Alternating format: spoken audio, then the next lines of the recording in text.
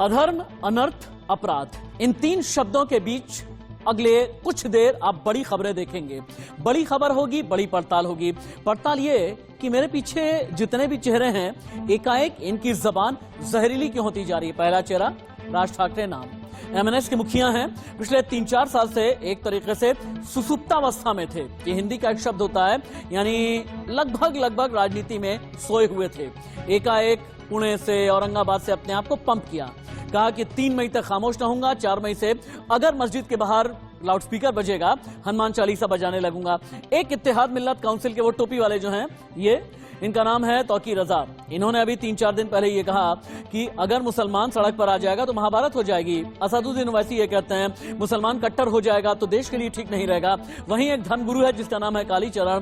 कालीचरण जो 94 दिन तक जेल में रहा, कालीचरण जो विवादित धर्मगुरु के तौर पर एमपी से लेकर के दिल्ली तक विवादों में रहा, और इस बार विवादों से गहरा नाता जो है यूपी के अलीगढ़ में जुड़ता हुआ नजर आया है। कालीचरण की जबान फिर से जहरीली हुई है। पहली बड़ी खबर अधर्म की, अनर्थ की, अपराध की। कालीचरण ने फिर से दिया है विवादित बयान। अलीगढ़ के संत समागम में कालीचरण ने फिर से उगला जहर। धर्म के आधार पर वोट करना चाहिए, कहना है कालीचरण का। इस्लाम और क्रिश्चियन धर्म है ही नहीं, ये कालीचरण महाराज ने बोला। बापू का अपमान अब कालीचरण का हिंदू मुसलमान करने पर आ गए हैं कालीचरण। यानी पहले तो महात्मा गांधी का अपमान किया, 94 दिन तक जेल में रहे, लेकिन अब हिंदू मुसलमान करने पर उतारू हो गए हैं कालीचरण। अधर्म पर कितना हंगामा हुआ है, कितना ड्रामा चल रहा है। कालीचरण बनाम इत्तेहाद मिल्लत काउंसिल के तौकीर रजा जो अध्यक्ष हैं, इन दोनों को सुनिए एक बार आप। पाकिस्तान बन रहा है, बन चुका है, क्योंकि पटाखे चलते हैं, भारत क्रिकेट में हार जाता है। तो अगर मोदी जी ने युद्ध छेड़ दिया पाकिस्तान के साथ में, तो यहाँ के मुसलमान किसका साथ देंगे? किसका साथ देंगे? ये समझो आप। अगर ये नहीं समझते तो अपनी बहन, अपनी बेटी, अपनी माँ, अपनी पत्नी, अपनी लवर, इनकी टेंशन लो। और जिस दिन मुसलमान सड़कों पर आएगा उस दिन फिर किसी के कब्जे में नहीं आने वाला है, ये समझ लिया जाए।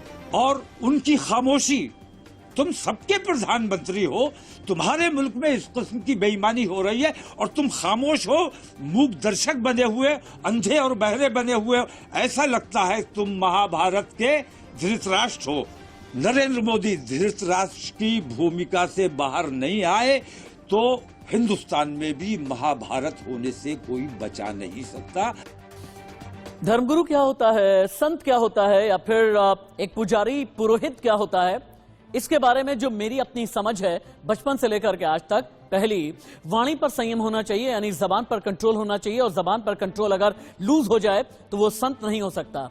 धर्म संसद, जिस अलीगढ़ की धर्म संसद में कालीचरण महाराज ने विवादित बयान दिया है, इसी धर्म संसद में नरसिंहानंद सरस्वती, ये भी बड़े विवादित रहे हैं। अपने आप को धर्मगुरु कहते हैं, अपने आप को धर्माचार्य कहते हैं, लेकिन हिंदुओं को ये कहते हैं कि अगर अपने आप को भारत में बचाना है तो ज्यादा बच्चे पैदा करने चाहिए। ज्यादा बच्चे पैदा करने की नसीहत नरसिंहानंद सरस्वती ने क्यों दी है, अब ये सुनिए आप। गोल्डन पीरियड जा चुका है। योगी जी प्रधानमंत्री बनेंगे या नहीं बनेंगे ये किसी को नहीं पता है, लेकिन तुम्हें अपने बच्चे बचाने हैं या नहीं बचाने हैं ये आपको सोचना है। अगर आपको अपने बच्चे बचाने हैं तो धर्म के लिए मर मिटने के लिए तैयार होना पड़ेगा। और दूसरी बात, कम से कम बच्चे पैदा करने पड़ेंगे, बच्चे पैदा करने पड़ेंगे, बच्चे पैदा करने पड़ेंगे। जिन्होंने एक एक बेटा पैदा कर रखा है, हमारा वेद कहता है एक बेटे के होने से तो बेटे का न होना अच्छा है, और सारे हिंदुओं ने ये पाप किया है। ये कालीचरण महाराज को लेकर मेरे पास में कुछ और भी बड़ी खबरें हैं। अलीगढ़ से क्या निकल करके सामने आया है आप देखें। कालीचरण महाराज ने अपनी जबान कितनी जहरीली की है, और मेरे साथ थोड़ी देर में डिबेट में पैनलिस्ट भी जुड़ेंगे। देखिए, यूपी में न जाने कितनी ऐसी खबर आ रही हैं जिनका सरोकार धर्म के साथ ही जुड़ा हुआ है। क्या ये संयोग है या फिर प्रयोग? संयोग प्रयोग को लेकर के गदाधारी अपने आप को बताने वाले क्या कहेंगे, घंटाधारी दूसरों को कहने वाले क्या कहेंगे, और इन सभी के बीच में गधाधारी भी आ गया था, आपको याद होगा। लेकिन इस बीच एक बड़ी खबर है, कालीचरण महाराज 94 दिन तक जो जेल में रहे, फिर से दे दिया विवादित बयान। भारत में सनातन के अलावा कोई धर्म नहीं है, कालीचरण महाराज ने आगे कहा। देश को हिंदू राष्ट्र ही बनाना जरूरी। अलीगढ़ के धर्म संसद में बहुत बड़ा बयान। 94 दिन तक जेल में रहे थे कालीचरण महाराज, और एक बार फिर से दिया है बयान कालीचरण महाराज ने। देश को हिंदू राष्ट्र बनाना बहुत जरूरी है। अलीगढ़ के धर्म संसद में क्या विवादित बयान दिया है, धर्म की लड़ाई कहां तक ले आई, सुनिए। 100 लोग आ गए तो क्या कर लोगे? ये ऐसी खतरनाक कंडीशन है। ओवैसी ने धौस दे दी थी कि पुलिस को 15 मिनट हटाओ, पुलिस को 15 मिनट हटाओ, सारे हिंदुओं को काट डालेंगे। कोर्ट ने क्लीन चिट दे दी उसको कि वो कोई विक्षोभक भाषण नहीं था। और ये संत बोलते हैं सेल्फ डिफेंस में रहो, तैयार रहो, कभी भी आक्रमण हो सकता है, तो इन्होंने भड़काऊ भाषण दे दी। ऐसा है अपना सर्वोच्च न्यायालय, माननीय। आप समझ रहे होंगे क्या कंडीशन हो रही है आपके साथ में? अल्पसंख्यक आप हो हिंदुओं, अल्पसंख्यक आप हो, मुसलमान अल्पसंख्यक नहीं है। इस्लाम की बात आ गई कि सारे मुसलमान एकीभूत हो जाते हैं, और इतने सारे अत्याचार हो रहे हैं। गाय पर, जिंदे प्राणी पर, जिंदा गाय पर खौलता पानी डाला जाता है, जिंदे पानी में चमड़ा उधेड़ा जाता है कत्ल खानों में। और ऐसा 1 लाख गोवंश भारत में काटा जाता है। 2014 के पहले की सरकारों ने 12 हजार करोड़ रुपए की सब्सिडियां दी हुई है कत्ल खानों को।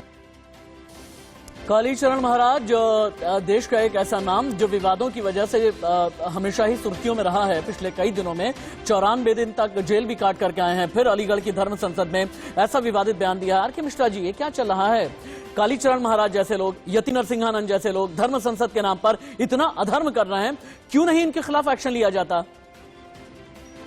राशिद जी, यहाँ पर निश्चित तौर पर देखिए, जो लोकतांत्रिक शब्द है, जो संवैधानिक शब्द है, उसके विपरीत अगर कोई बात करता है, उसके ऊपर में उसको स्वतः संज्ञान लेना चाहिए। देखिए, कानून अपनी व्यवस्था बिल्कुल कर रहा है। कानूनी जिस तरह से आप ने भी कहा है, जो कि 94 दिनों तक जेल काट करके भी आ चुके हैं, मैं ये कह रहा हूं जो कि स्वतः संज्ञान लेने की भी व्यवस्था होनी चाहिए। आज सामाजिक समरसता बनाने के लिए सामाजिक व्यवस्थाओं में समाज के जो व्यक्ति हैं, उनकी भी जिम्मेदारी बढ़ जाती है।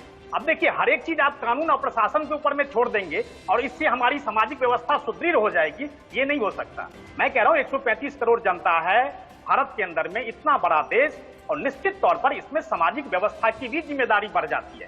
प्रशासनिक और कानूनी व्यवस्था बिल्कुल है, जो संविधान संबद्ध जो जिस तरह से है उसमें अधिकार दिए हुए हैं, लेकिन भाषा का जो एक मर्यादा होती है, लेकिन उस पर भी बिल्कुल। लेकिन सुजाता पॉल जी, हालांकि आर के मिश्रा जो बात कह रहे हैं ना, आइडियली, आइडियोलॉजिकली सुनने में बड़ी अच्छी लग रही है, मॉरली, एथिकली, प्रिंसिपली सुनने में बड़ी अच्छी लग रही है कि जनता भी सुओ मोटो, यानी जनता भी स्वतः संज्ञान लेकर के देखे कि इस तरह के जो विवादित संत होते हैं, इन्हें कैसे नकार देना है या इन्हें कैसे बैकबर्नर पर डाल देना है। लेकिन सुजाता पॉल, हम उस नैरेटिव का क्या करें जो नैरेटिव सेट किया जा रहा है, अल्पसंख्यक बनाम बहुसंख्यक? अभी तक ऐसा नहीं रहा था, लेकिन एकाएक कालीचरण जैसे कथित धर्मगुरु, मैं कथित धर्मगुरु इसलिए कह रहा हूं कि जिनकी जबान पर जहर होता है वो संत नहीं हो सकते, जिनकी वाणी में संयम नहीं है वो संत नहीं हो सकते। ये नैरेटिव सेट कौन कर रहा है? इस तरह के धर्मगुरुओं को आगे प्रोजेक्शन कौन दे रहा है? सुजाता पॉल जी। जी देखिए, मिश्रा जी ने जो बात कही है उससे साफ हो जाता है कि भाजपा आरएसएस की मंशा क्या है। भाजपा आरएसएस संरक्षण देती है, तभी तो कहती है कि लोग कर ले, कानून जो काम करता है, जो सरकारों का काम है वो लोग कर ले। अब यहाँ पर देखिए कि उत्तराखंड में भी धर्म संसद होने वाला था, और आपने हरिद्वार का धर्म संसद देखा। जब रुड़की में इसी प्रकार का धर्म संसद होने जा रहा था तो कोई चला गया माननीय उच्चतम न्यायालय, और उच्चतम न्यायालय ने आदेश दिए कि अगर किसी भी तरह का हेट स्पीच इस धर्म संसद में हुआ तो चीफ सेक्रेटरी और तमाम अधिकारियों के ऊपर कार्रवाई करी जाएगी। क्यों? क्योंकि उसके पहले धर्म संसद के बाद मुख्यमंत्री धामी ने कहा था हमारे को तो कोई पार्टी बना नहीं सकता, क्योंकि हमने तो परमिशन दी नहीं। सीधे यूपी के अलीगढ़ का रुख कर लेते हैं। इंडिया न्यूज संवाददाता मोहित ज्यादा जानकारी के साथ मेरे साथ में जुड़े हैं। मोहित, मुझे ये बताएं कि अलीगढ़ में ये धर्म संसद कितनी देर चली है, कहां से लोग आए हुए थे? धर्म संसद में इतनी जहरीली जबान कालीचरण और नरसिंहानंद सरस्वती की कैसे हो गई? क्या इसे लेकर के प्रशासन ने कोई संज्ञान अभी तक लिया है? देखिए, बिल्कुल राशि जी, अगर हम बताएं तो प्रशासन के द्वारा अभी तक कोई भी संज्ञान नहीं लिया गया है।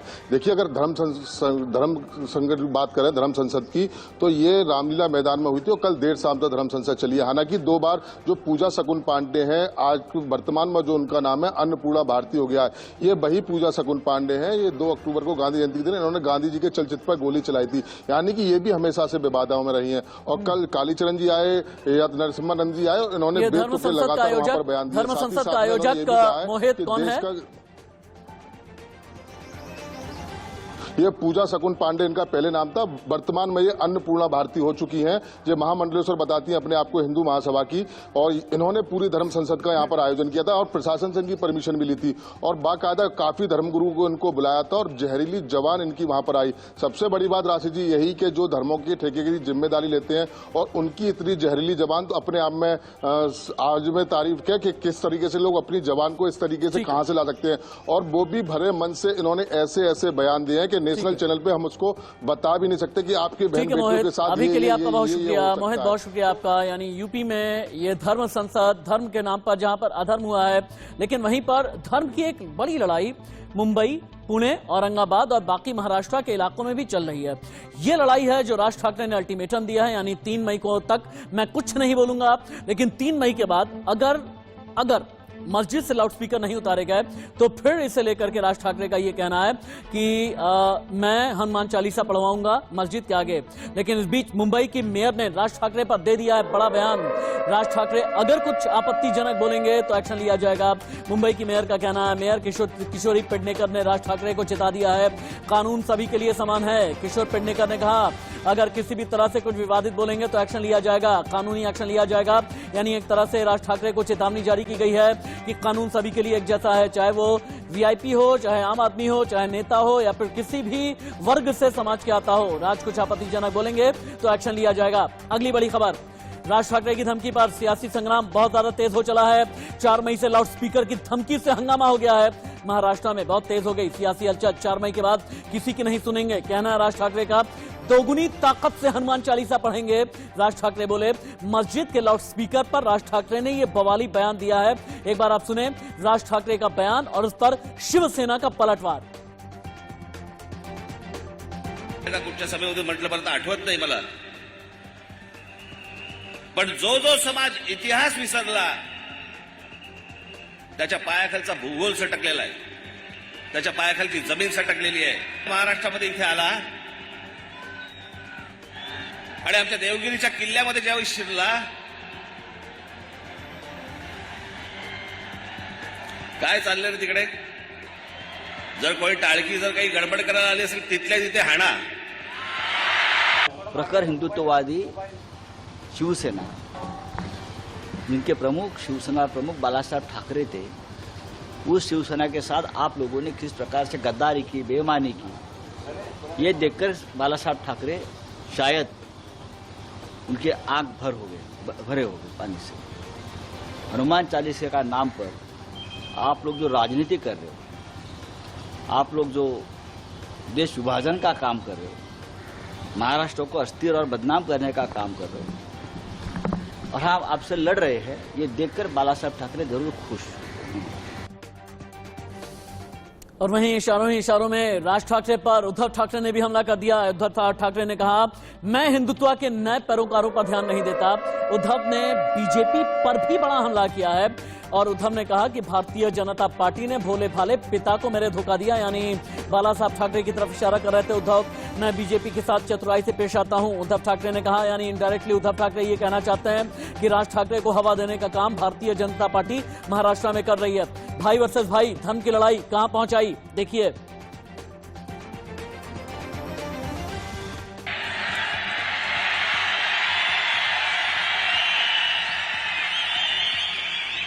उद्या तारीख 2 आहे,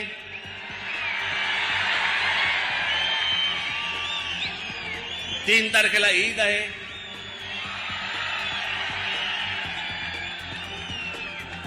त्यांच्या सणामध्ये मला कुठच्याही प्रकारचं विष कालवायचं नाही. 4 तारखेपासून ऐकणार नाही. माझी महाराष्ट्रातल्या सर्व तमाम हिंदू बांधवांना, भगिनींना माझी विनंती आहे, हात जोडून विनंती आहे, जिथे जिथे यांचे लाऊडस्पीकर लागतील त्यांच्या समोर दुप्पट आवाजाने तिथे हनुमान चालीसा तुमची लागलीच पाहिजे. विनंती करून जर समजत नसेल तर आमच्या समोर दुसरा पर्याय उरत नाही. लाऊडस्पीकर तुमच्या धर्मामध्ये बसत नाही. का तुम्हाला रोज तुमची नवीन नवीन ओळख आणि नवीन नवीन तुमचे सगळे जे काही झेंडे ते फडकवावे लागतात, कधी या रंगाचा, कधी त्या रंगाचा, कधी त्या रंगाचा, हे असं का दरवेळेला करावं लागतं? आम्ही कधीच झेंडा बदललेला नाहीये. मार्केटिंगचा जमाना आहे. त्या मार्केटिंगमध्ये तुम्हाला नाही पसंत पडलं तर परत करा. तर तसं तुमचं हे तुम्हाला फळलं तर फळलं, नाही तर परत मराठी, मग बाकीच्यांना हाकलून द्यायचं. मग ते फसलं तर मग आम्ही हिंदू, मग ते बाकीच्यांना घरात बोलवायचं. की 2 वर्षाचा कालखंड हा प्रचंड मोठा आहे. खंडामध्ये सगळं बंद होतं, नाटक, थिएटर, सिनेमा सगळं बंद होतं. आणि जर करमणूक फुकटात करून मिळत असेल तर का नाही पाहिजे. ज्यादा जानकारी के साथ मुंबई से अंकुश जायसवाल जुड़ चुके हैं मेरे साथ में. अंकुश, की मुंबई की मेयर किशोरी पेडनेकर ने यह कह दिया है कानून अपने हाथ में, अगर राज ठाकरे लेंगे उनके खिलाफ एक्शन लिया जाएगा. किस तरह का एक्शन होगा, किस इंटेंसिटी का एक्शन होगा, और 4 मई से राज ठाकरे क्या करने वाले हैं, कहां कहां बवाल हो सकता है?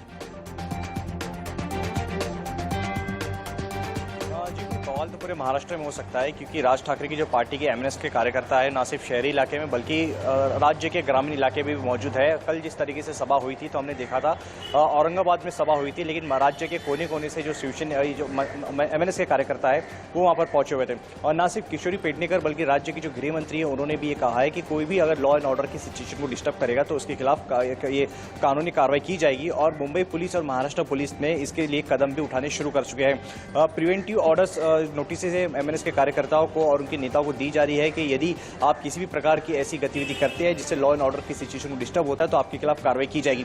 हालांकि कार्रवाई किस तरीके से होगी ये डिपेंड करेगा उनके एक्शन पर, और उन्हीं के एक्शन पर मुंबई पुलिस या फिर राज्य की पुलिस उसी तरीके का अंकुश, हमें याद है नवनीत राणा ने मातोश्री के बाहर हनुमान चालीसा पढ़ने की बात की थी. उसके बाद हाई वोल्टेज ड्रामा हुआ था. नवनीत राणा, रवि राणा दोनों को ही अरेस्ट किया गया था. अभी तक भी अरेस्ट है. हालांकि आज उन्हें लेकर के बड़ा फैसला आने वाला है. लेकिन क्या ये माना जाए कि अगर राज ठाकरे नहीं मानते हैं, अगर लाउडस्पीकर के नाम पर बवाल करते हैं और अगर मस्जिद के बाहर या मस्जिद के आगे हनुमान चालीसा का पाठ करवाने के लिए बैठ जाते हैं लाउडस्पीकर पर, क्या उससे पहले गिरफ्तारी भी उनकी हो सकती है? क्या ऐसा भी हो सकता है? देखिए, गिरफ्तारी तब संभव है यदि आप कोई क्राइम करते हैं. नवनीत राणा और रवि राणा के केस में भी यही हुआ, जो उनके वकील ने दलील दी थी कोर्ट में कि क्राइम सोचना कोई क्राइम नहीं होता, बल्कि क्राइम जो करता है वो कानूनी तौर पे वो अपराधी होता है. तो यदि राज ठाकरे तो स्पीच दे रहे हैं, लेकिन देखना होगा कि किस तरीके से इनका एक्शन होता है 4 तारीख को. लेकिन यहाँ पे देखिए 2 चीज़, जैसा कि मैं कह रहा था कि हमें भी समझने की जरूरत है.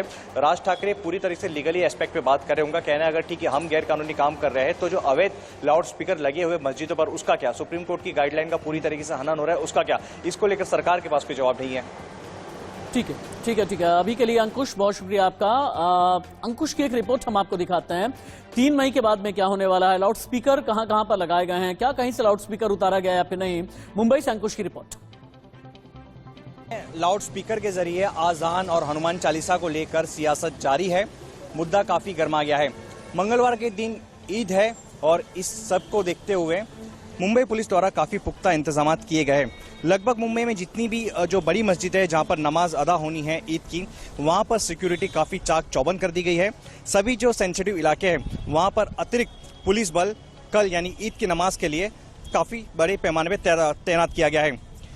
अमूमन हर साल नमाज के दौरान, ईद के दौरान सिक्योरिटी तो होती है, लेकिन ये साल काफ़ी अहम है मुंबई पुलिस के लिए भी, क्योंकि जिस तरीके से महाराष्ट्र में लाउड स्पीकर के जरिए आजान और हनुमान चालीसा को लेकर सियासत जारी है, इसलिए लॉ एंड ऑर्डर मेंटेन करना मुंबई पुलिस के लिए भी काफ़ी बड़ी चुनौती रहने वाली है, जिसको देखते हुए मुंबई पुलिस ने अपनी खासी तैयारी कर ली है.